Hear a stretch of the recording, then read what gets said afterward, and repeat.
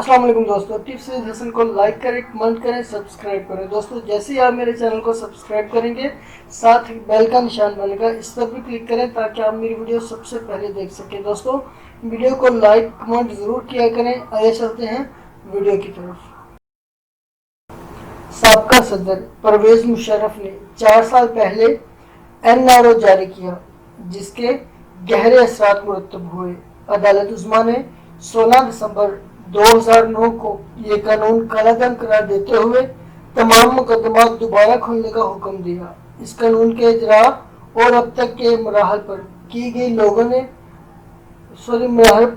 لوگوں نے مختلف موقف پیش کیے ہیں۔ سابقہ صدر پرویز مشرف نے سیاسی مصالحتوں کی پیش نظر 5 اکتوبر 2007 کو قومی مفاہمتی آرڈیننس جاری کیا، جسے NRO کے نام سے جانا جاتا ہے۔ 7 دفعات پر مشتمل اس آرڈیننس کا مقصد قومی مفاہمتی نظام فروغ، سیاسی انتقام کی روایت کا خاتمہ اور انتخابی عمل کو شفاف بنانا تھا۔ اس قانون کے تحت 8041 مقدمات ختم کیے گئے۔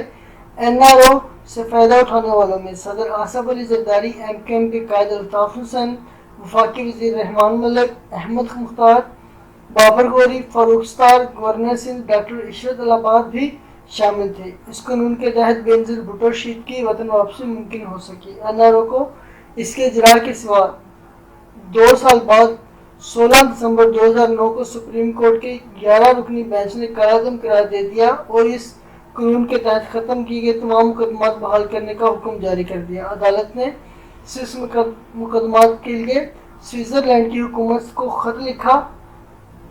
وفاق نے 15 جنوری 2010 کو اس کے فیصلے کے خلاف نظر ثانی درخواست دائر کی تھی۔